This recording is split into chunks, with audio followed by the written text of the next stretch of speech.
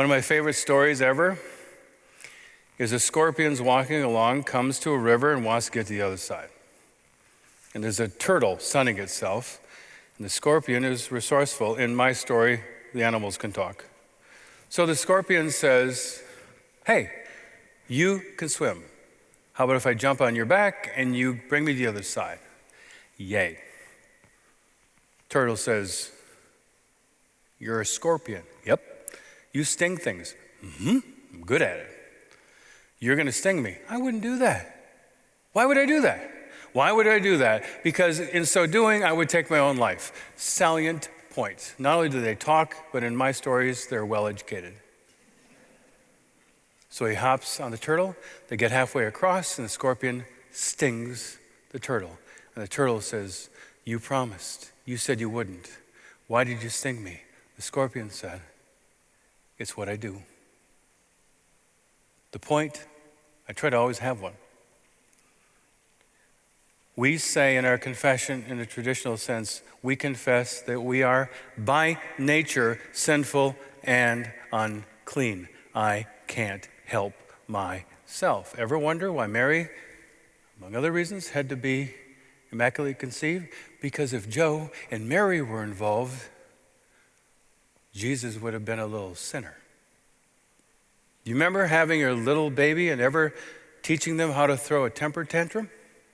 Here's how you be selfish, and here's how you be full of wrath. We had to teach them the antonym to all those things. Because when you're born, you have the capacity to sin. It's in our nature.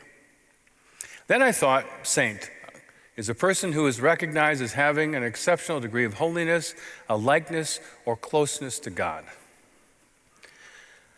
But then I realized, my friends, you might not be Lutheran, but you're in a Lutheran church. You can hose off later, but you know what? You're with us. So here's a big but. Here's what Lutherans believe about being a saint. You ready? We're going to get really smart here. Being a saint isn't about what I do or don't do. It's about who I am in relationship with God. That's also true of being a sinner. In fact, Martin Luther describes Christians as simultaneously saint and sinner. This both and approach is a distinctly Lutheran understanding of what we are in God's eyes. You with me? Good.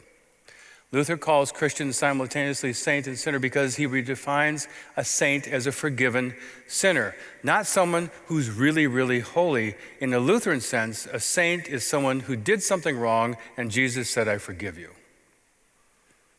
We are called saints not because we change into something different, but because of our relationship with God changes as a result of God's grace.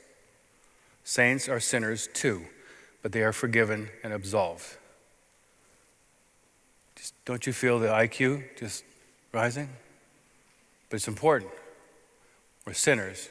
We're saints. All a saint is in the Lutheran Church is someone who's forgiven and has a future.